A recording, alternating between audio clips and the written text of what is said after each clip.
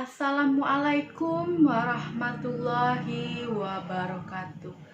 Hai guys, kembali lagi di channel YouTube saya Yolanda Wulandari. Baik, di video kali ini kita akan mengkritik sebuah film yang menggunakan aliran. Baik, sebelum kita masuki videonya, jangan lupa like, comment, and subscribe. Terima kasih. Baik, kali ini kita akan mengkritik sebuah film yang berjudul Kapal Van der Wijk dengan menggunakan aliran idealisme. Nah, apa sih yang dimaksud dengan aliran idealisme itu? Aliran idealisme merupakan aliran yang mengemukakan bahwa dunia, ide, cita-cita, harapan adalah utama yang dituju dalam pemikiran manusia. Nah, dalam aliran idealisme terdapat beberapa jenis alirannya. Nah, yang kita kaitkan dengan film yang berjudul Kapal Van der Wijk ini adalah aliran romantisme. Nah, aliran yang romantisme ini adalah aliran yang mengutamakan perasaan pengarang sehingga pembaca tersentuh setelah membacanya. Di dalam karangan romantisme, fantasi dan perasaan seolah-olah lebih berkuasa. Nah, di dalam aliran romantisme yang terdapat di idealisme ini sangat pas dan sangat cocok pada film yang berjudul Kapal Van der Wijk. Film Tenggelamnya Kapal Van der Wijk merupakan film adaptasi dari novel karya Hamka dengan judul yang sama. Tema utama pada film ini adalah percintaan dengan bumbu isu identitas budaya yang juga merupakan isu utama yang sekaligus merupakan penyebab dalam konflik film ini. Dikisahkan bahwa Zainuddin adalah seorang pemuda yang berkondisi melarat, yang lahir dari seorang ibu yang berdarah Bugis dan seorang ayah yang berdarah Minang. Kemudian Zainuddin pergi ke kampung halaman ayahnya yang terletak di Padang Panjang.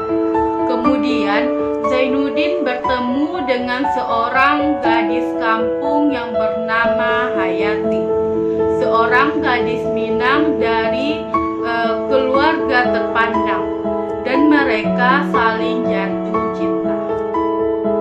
Akan tetapi masyarakat Minang menganggap Zainuddin bukan bagian dari mereka karena ibunya bukan orang Minang.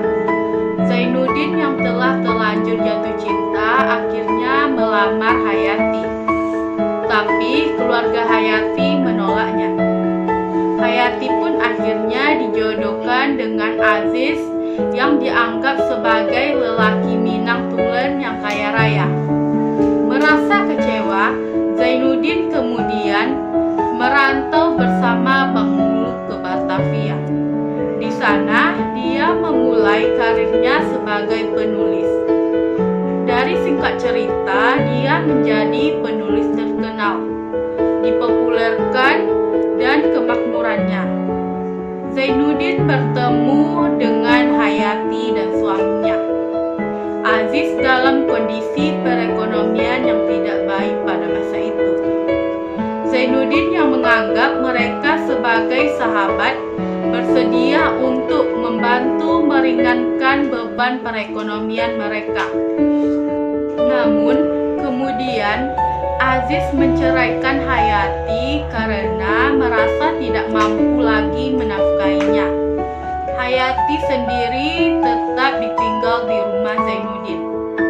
Akibat suatu perdebatan, Zainuddin memulangkan Hayati ke kampung halaman dengan menyuruhnya menumpang kapal Van der Wijk yang keram di tengah perjalanan itu.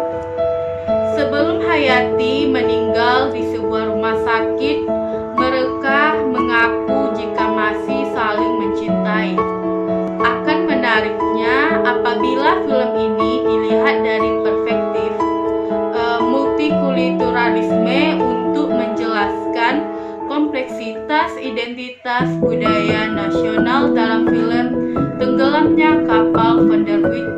sejarah isu tersebut terkait dengan kehidupan berbangsa di Indonesia.